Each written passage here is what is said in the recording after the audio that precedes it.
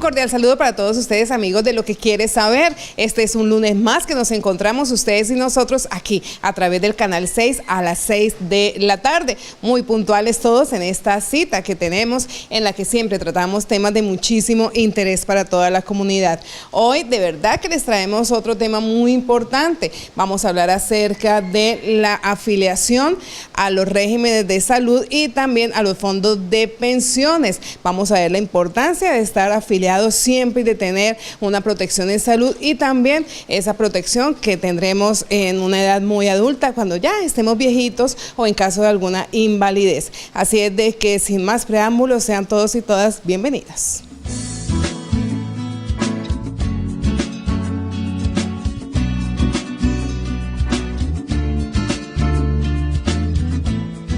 Para iniciar nuestro programa nos hemos desplazado hasta acá, hasta la oficina del contador público titulado José Ancísar Tovar Herrera, quien además es especialista en revisoría fiscal y en gerencia tributaria, con un diplomado en normas internacionales.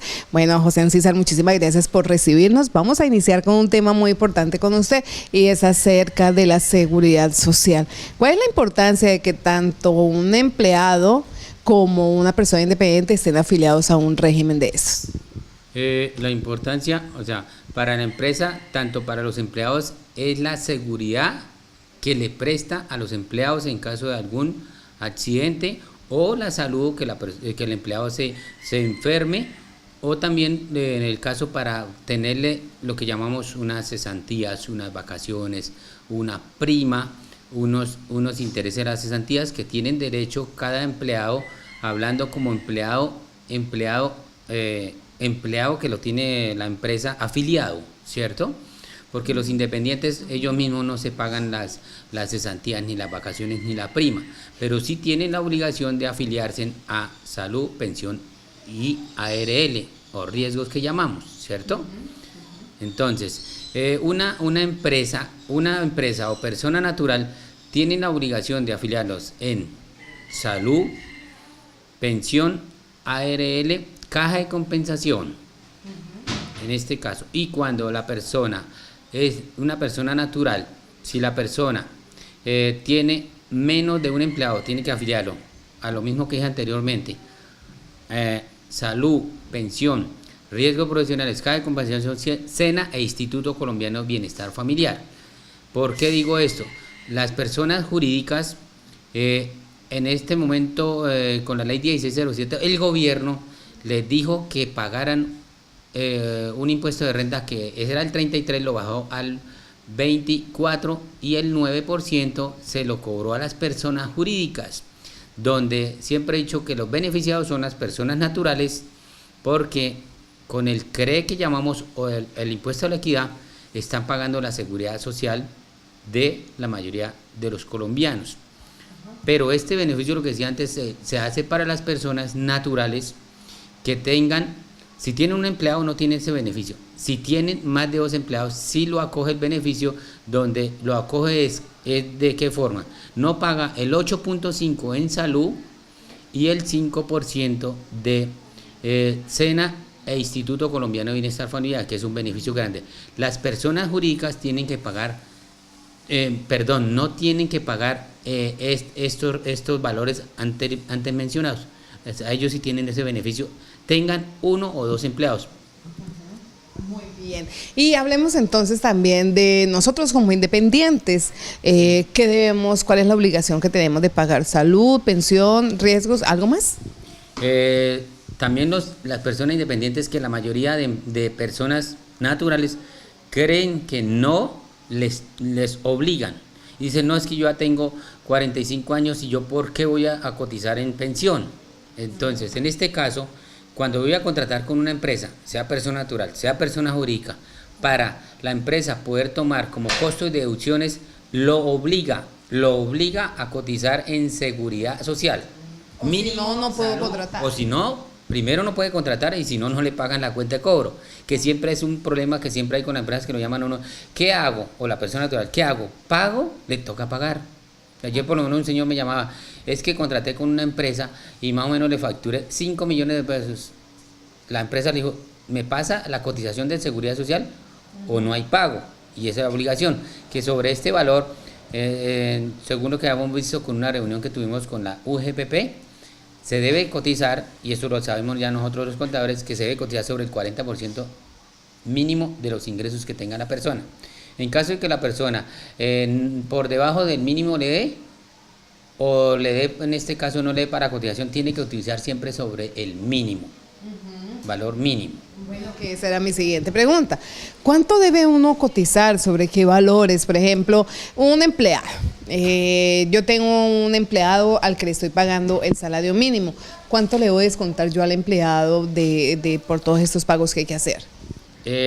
Siempre, y no pueden decir que de pronto la empresa les va a decir que les cobra el 10 o el 15 o el 12.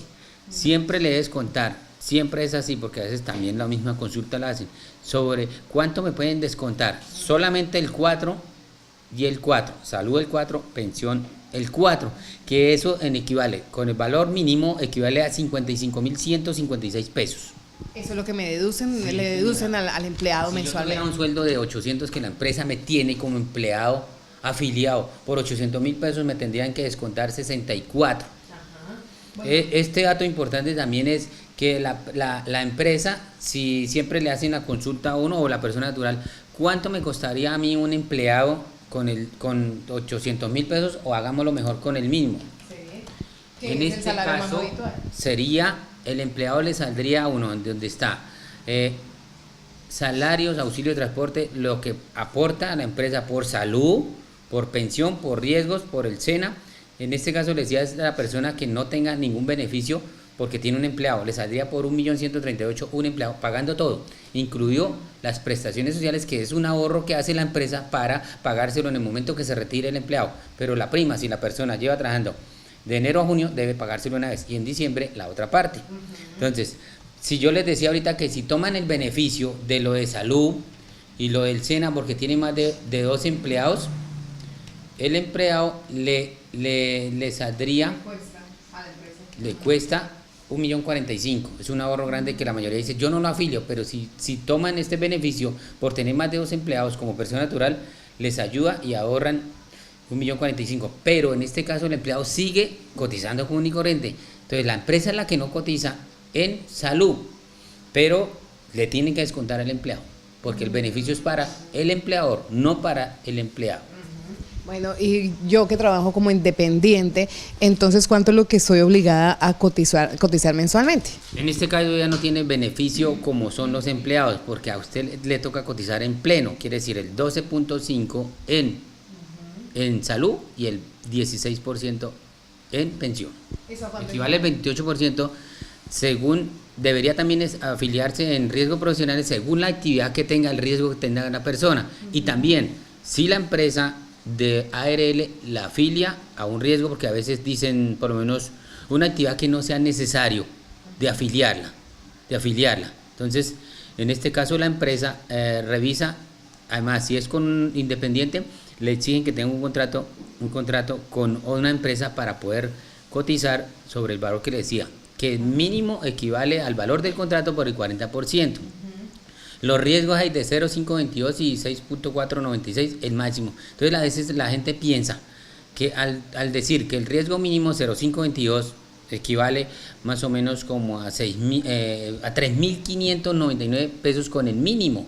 Sí, eso vale mensualmente, pero en caso, hablando del riesgo laboral, que el empleado por lo menos sin culpa se accidentó y no pagaron 3.599, si no lo hubieran pagado, no le cubre ningún riesgo, la empresa es la que asume un problema grande, porque si según el accidente se pudo matar, se pudo dañar una pierna, una mano que no la puede mover, la empresa es la que la hacen responder. Entonces a veces se ahorran 3.599 pesos y se ganan un problema con un problema, por lo menos que la empresa, el empleado le pone un abogado y se lo ganan porque primero no tiene afiliado. Entonces a veces la gente dice, no, yo para qué lo voy a arriesgar si eso no hay riesgo. Entonces también el más grande, a veces los otros, el más altos son como 30.000 pesos que deben pagar, pero a veces la gente no paguemos eso. La mayoría son cuando, por lo menos en el caso de los bomberos, Los transportadores tiene otro rango, son 4 clases de rangos que uno lo debería afiliar a los empleados.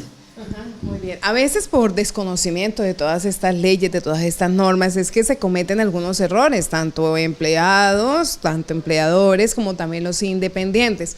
¿Dónde busco yo asesoría completa? Por decir algo, voy a contratar un par de empleados en mi almacén, o yo como empleada independiente, como persona independiente voy a empezar a trabajar en una empresa. ¿Dónde busca uno toda esta asesoría para que le digan a uno exactamente cuáles son los pasos, cuáles son las reglas que se deben seguir? ¿Con un contador o con qué otro profesional?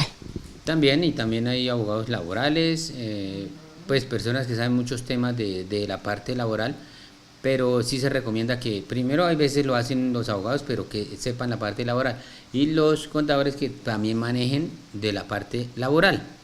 Entonces, en este caso, pues acá en Villeta hay ya varios contadores donde pueden ir a que los asesoren, ¿cierto? Pero también que de pronto que les den una buena asesoría explicándole por qué deben afiliar a los empleados, cuánto debería pagar, cuánto les deben pagar a los empleados.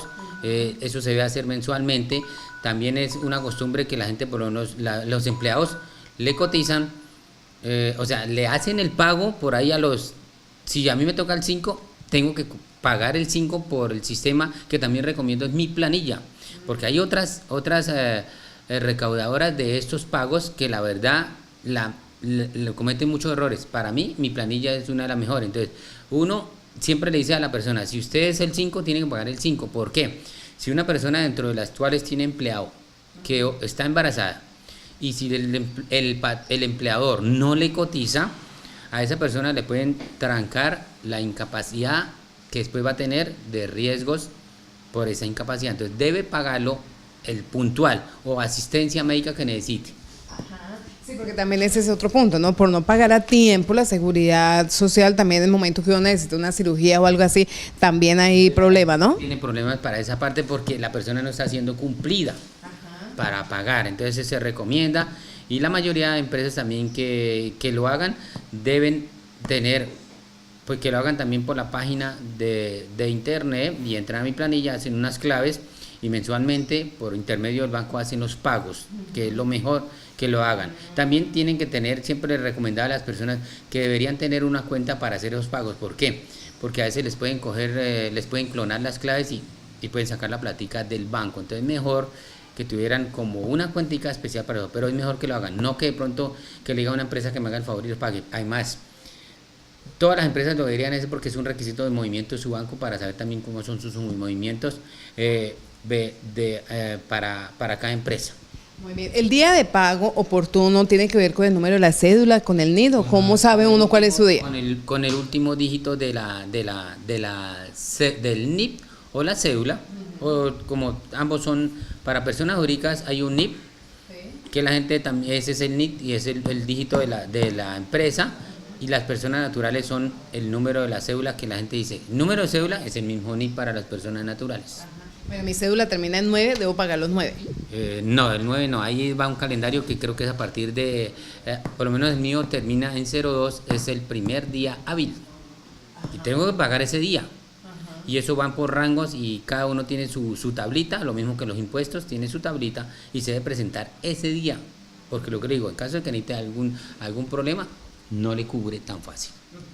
Muy bien, vamos entonces, estamos hoy enriqueciendo muchísimo todos estos conocimientos acerca del tema de seguridad social, pero hay otro tema bien importante de tratar y es también el de pensiones. A veces decimos, no, ya no vale la pena aportar a pensiones, otras personas que dicen, no, eso no vale la pena porque nunca se va a pensionar uno, y hay muchas inquietudes, si es mejor una entidad que sea privada, una entidad que sea pública. De eso vamos a hablar con José César Tovar después de este pequeño corte de comerciales.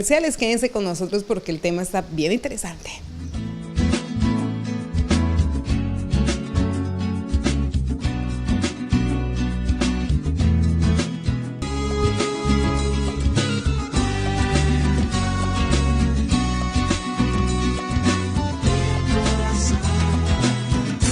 Gracias por continuar en Lo que quieres saber. Continuamos con este programa que estamos realizando el día de hoy acerca de la seguridad social, y ahora vamos a abordar el tema de las pensiones, un tema que a veces por falta de conocimiento también nos atrevemos a opinar y de pronto darle consejos a los demás de que eso, para qué se pueden aportar a un fondo de pensiones, eso no vale la pena, mire que no sé qué. Y cuando llegamos a una edad adulta nos estamos arrepintiendo de no haber hecho un aporte mensual. Para eso tenemos aquí la asesoría de un experto, de José César Tovar Herrera, a quien le vamos a preguntar eso. Bueno, ¿vale la pena que nosotros a estas alturas sigamos aportando a un fondo de pensiones? Hay fondos privados y hay fondos del Estado, que la que mayoría conocemos se llama Colpensiones, que antes era el Seguro Social. En este caso, cuando la persona cumple la mayoría de edad para cotizar, si la persona no se puede pensionar, ellos pueden solicitar un bono pensional, que los devuelven ese dinero. Pero cuando haya cumplido la edad que establece la ley. La edad que haya cumplido para no seguir pensionando, cotizando en pensión, les devuelven un bono, que a veces yo siempre he dicho, si la persona tiene harta edad y no alcanza a cotizar, a veces van a esperar, es lo mejor que no lo hagan. Pues yo prefiero que hicieran la cotización y les den el dinero, que en el momento vale más, que no de aquí cuando van a disfrutar, además no la van a disfrutar. Entonces mejor que retiren su bonito y disfrutan la plática. Bueno, hoy día en Colombia, ¿cuál es la edad que debemos tener y cuál es el número de semanas también que debemos tener para poder acceder a la pensión así completita? En semanas son 1.300 y en los hombres son 62 y mujeres 57. Hay que tener algo en cuenta, que hay una partecita que dice que la persona que haya cotizado 50 semanas y tenga un hijo en discapacidad, según esto, le pueden dar la pensión a la persona. ¿Para qué? Para que se pensione y pueda cuidar a su hijo que está discapacitado. Ajá, bueno, que ese es otro tema. No solamente la pensión es por vejez, también puede ser en este caso por tener una persona discapacitada a su cuidado, en este caso para el hijo. ¿Y en qué otros casos se puede uno pensionar? En una enfermedad laboral. Entonces, por uno es que la empresa maneja o manipula químicos. Si la persona no tiene todos los implementos, en este caso, o adquirió esa enfermedad dentro de la empresa, es obligación de pensionarla por la discapacidad o lo que ya le quitó a la persona para poder seguir laborando, o un accidente de trabajo. Ajá, que lo deje a uno discapacitado. Sí. Bueno, y otro caso muy importante también es que esa pensión se puede heredar, ¿no? ¿A quiénes se puede heredar y en qué condiciones? Pensión cuando muere la persona, la esposa puede sustituir la pensión, o al revés, el esposo, la esposa.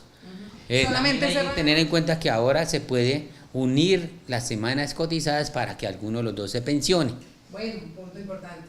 Que se puede, por lo menos mi esposa tiene 300 semanas, y yo tengo 1.000, podemos unirlas y puede pensionar uno de los dos.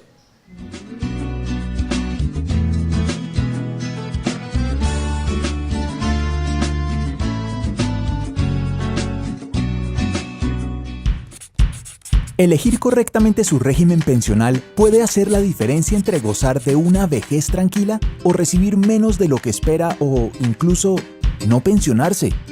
Veamos por qué. En Colombia hay dos vías para pensionarse: en el sistema privado o fondo de pensiones y en el régimen público o Colpensiones. Entre ambos suman cerca de 20 millones de afiliados. Cada trabajador puede trasladarse de un régimen a otro. Sin embargo, al no asesorarse adecuadamente, pone en riesgo su futuro, tranquilidad y sustento en la vejez.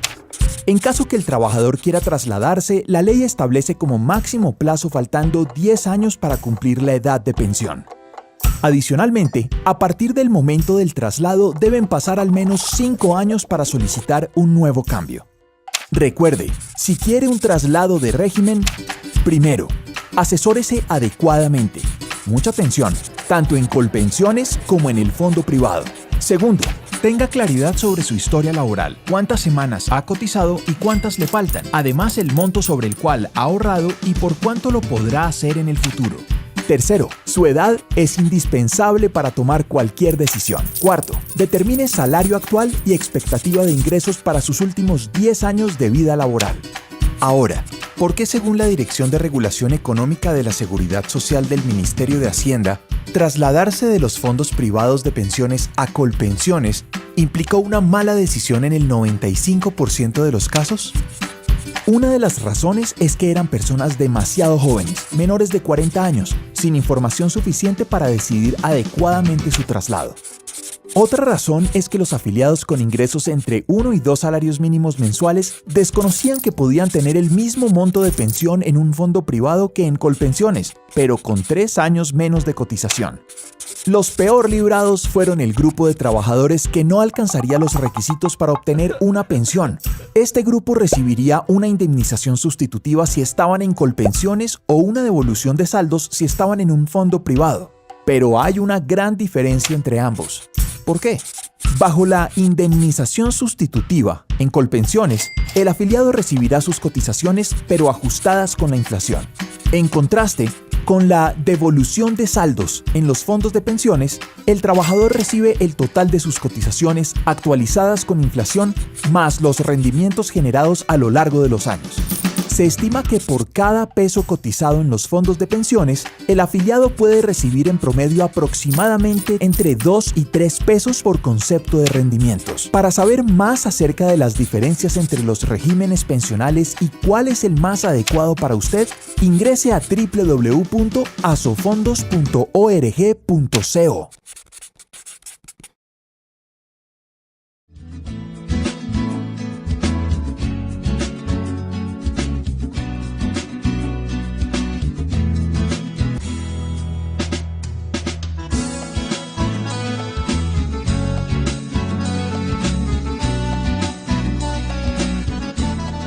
Estamos en compañía del doctor Iván Quach. ¿Quién es él? Es el subdirector de la Subdirección de Integración del Sistema de Aportes para Fiscales.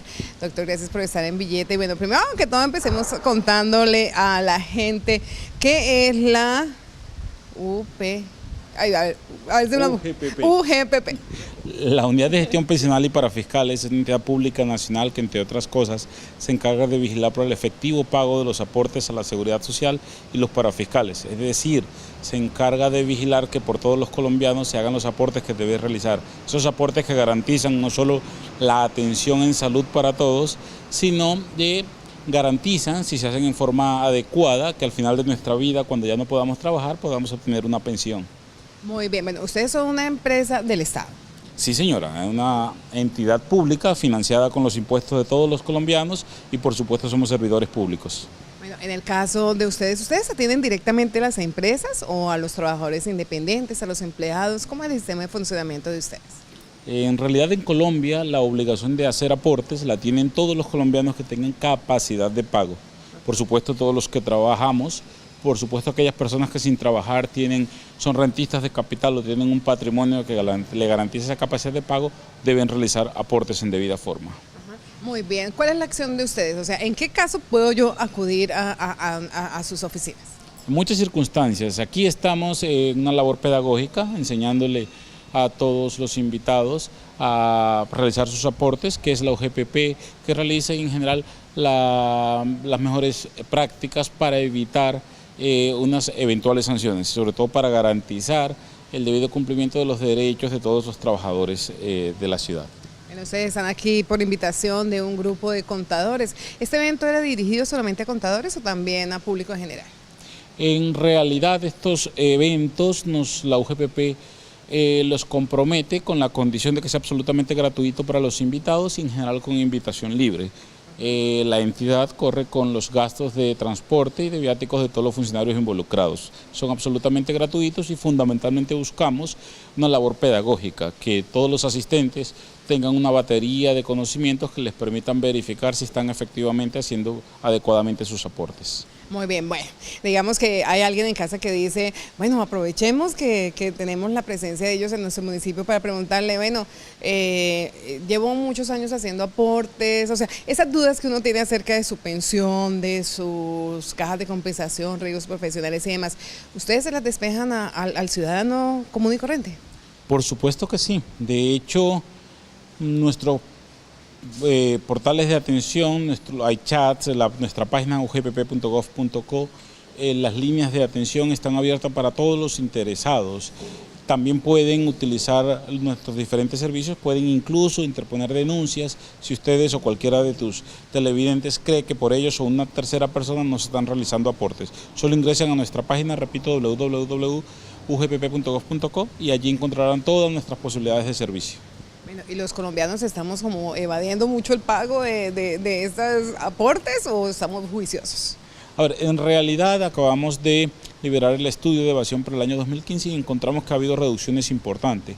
La evasión está alrededor de unos 17% del total de la obligación, 10 billones, y casi alrededor de 50 billones efectivamente se están pagando. La idea es que baje muchísimo más, con ello garantizar que muchos centenares de miles de colombianos van a estar mucho más cerca de obtener su pensión. Bueno, doctor, quiero comentarle que en un municipio como Villeta, muchos de las personas que laboramos somos prestadores de servicios, una figura que existe y que, bueno, nos da la oportunidad también de trabajar. ¿Cuáles son las recomendaciones que usted le haría a estas personas que, bueno, tenemos que aportar el 100% de la planilla para que podamos hacer un uso debido de esta condición y bueno, no nos desmotivemos porque a veces decimos me gano tanto menos 200.000 algo, o sea, un mensaje para nosotros? Qué importante pregunta. Los prestadores de servicios deben realizar sus aportes sobre el 40% de sus ingresos, descontando los gastos involucrados que tengan causalidad, proporcionalidad y sean necesarios para sus ingresos. Es importante tener en cuenta que el mejor momento para estar asegurado es ahora. Ninguno de nosotros está exento de un accidente, de la misma muerte, y solo si estoy aportando adecuadamente, yo mismo en caso de invalidez, mis hijos, mi esposa, va a poder obtener una pensión, un ingreso que le compense los niveles que actualmente tiene. Por eso para los prestadores, para los empleados es importante aportar adecuadamente y estar asegurados en el monto que cree va a servirles para tener un nivel de vida igual al que ahora tienen. Muy bien, también hay mucha gente que dice, bueno, a mí ya se me hizo tarde para pensionarme, a mí ya se me pasó el tiempo, personas que superan los 50 años. ¿Estas personas vale la pena que aporten a pensión en dado caso de algún accidente o qué sé yo? ¿Sí le cubriría en dado caso? Es importante tener claro que la obligación de aportar a pensiones solo cesa a los 57 años para las mujeres y a los 62 para los hombres. Aunque una persona no vaya a obtener su pensión o tenga esa sensación, es muy importante realizar aportes a pensiones porque con ellos puedes tener el seguro del que hace un rato hablábamos, de invalidez o muerte. Si no haces aportes no lo vas a tener. Adicionalmente hay que tener en claro que jamás es una plata que se vaya a perder, es un ahorro y aunque no tengas una pensión al final de tu vida vas a poder tener la devolución de esos aportes corregidos con IPC o por la rentabilidad que el mercado esté dando. Bien, o sea, importantísimo estar afiliados con todos los juguetes. Y además te ahorran una eventual sanción que es bastante onerosa en caso de que la UGPP haga un proceso de fiscalización. Ah, también lo hacen a personas naturales. Por supuesto, todos los que tienen obligación de aportar, personas naturales, dependientes o independientes, que no realicen sus aportes, pueden verse involucrados. Los procesos son a los empleadores y a los independientes. Bueno, doctor, hay otra cosa, aquí en nuestro municipio se ve mucho la figura de las personas que trabajan por días, así sea en el campo, de pronto en alguna molienda, o así sea en la plaza cargando mercados, también se ve, o las señoras que trabajan en servicios generales en una casa. ¿Cómo yo como empleador de esta persona le puedo pagar lo justo? O sea, ¿qué debo hacer? ¿Existe esa figura del salario integral que muchos hablan? Qué buena pregunta. En Colombia suele confundirse y se han creado figuras un poco exóticas de hablando de salarios integrales por día. Eso no existe. Solamente existe salario integral legalmente definido para aquellas personas que ganan por lo menos 13 salarios mínimos mensuales.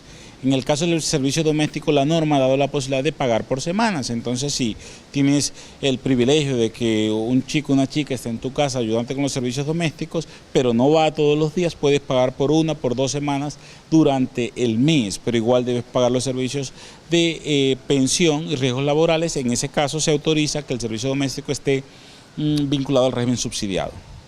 Bueno, doctor, muchísimas gracias y bueno, terminemos haciéndole la invitación también a los empleadores a que, bueno, no evadan los impuestos y a que también si tienen 1 o 2 empleados, bueno, también cumplan con las normas. Es un muy buen negocio desde todo punto de vista, más allá de que se ahorran sanciones muy onerosas, una planta de personal debidamente cubierta, evita riesgos, materialización de riesgos grandísimos, tener que responder por eventos que claramente la ley ha considerado deben ser previstos, bien por riesgos laborales o bien por el aseguramiento en pensión y salud. Bueno, perfecto. Muchísimas gracias por este ratico que nos regala, por este espacio y por estar en nuestro municipio. ¿Una nueva invitación van a tener ustedes a Villeta o esta es la única y quién sabe cuándo volverán? Esperamos que sea la primera, este bello municipio y más el clima, de verdad que nos hace querer volver. El público que ha estado muy juicioso y atento a nuestro mensaje también nos hace crear grandes deseos de regresar. Lo claro es que todo esto debe dejar un saldo pedagógico, que todos verifiquen sus aportes y comiencen a hacerlos de buena forma.